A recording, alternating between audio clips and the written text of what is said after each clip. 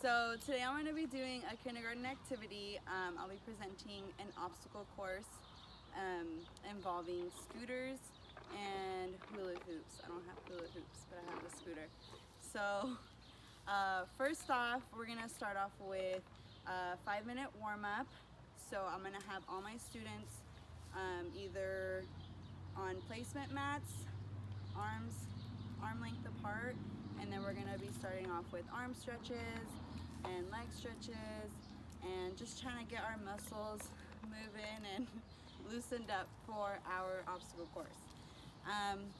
So for the obstacle course, I'm going to have 4 cones set out, probably again arm length apart, and then I'll be explaining all the safety precautions to the students, so how to properly sit on it. I'll demonstrate right now. So students will have to sit on it and have their hands right on the handles with their feet out. Students are going to have to be cautious of their spatial awareness, so making sure that they're not going to be bumping into anyone as they're moving forward on the scooter. And students will not only have to be aware of the spatial awareness, but also just making sure that the scooter stays flat on the ground, so as they're going, they're not trying to get too crazy with it. And if they slip off, just encourage them to, it's okay to just sit back on properly and then get their hands right back on the handles and to resume the obstacle course.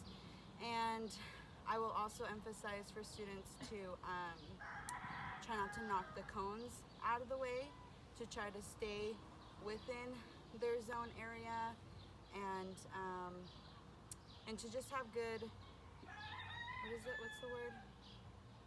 Being a good sport. So if they feel like they're losing or something, just kind of encourage them to just keep going. It's all game, it's all for fun.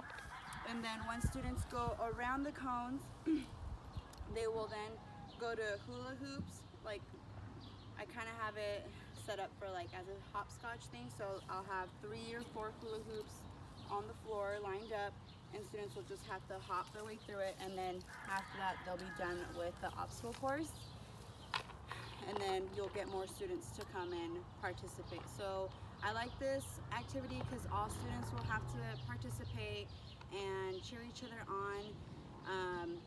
They won't really get to focus on one winner because everyone will eventually finish the obstacle course and have some praise afterwards from it. Okay, and so once all the students are done with the obstacle course, I'll go ahead and just end it with our closure. So I'll send 3 to 4 students at a time to get a drink of water. Once all the students start finishing up, I'll have them all sit down, and then I'll just go over any questions, any comments. I'll definitely give praise to those students that did the obstacle very well without any prompting from me, and also just give constructive criticism to those students that just needed that extra help and attention and stuff like that. So I would go over all that, and then to finalize my activity, the standards that I used were the California Standards 1.1, travel within a large group without bumping into each other or falling while using their local motor skills. So students will also be putting their psychomotor skills to the test with this activity. And then I also put the physically literate individual demonstrates competency in a variety of motor skills and movement patterns. So the movement pattern is them just going through the obstacle course and then going through the hula hoops, and I feel like that's a pretty good movement pattern to get used to for kinder level. And yeah, that's pretty much it.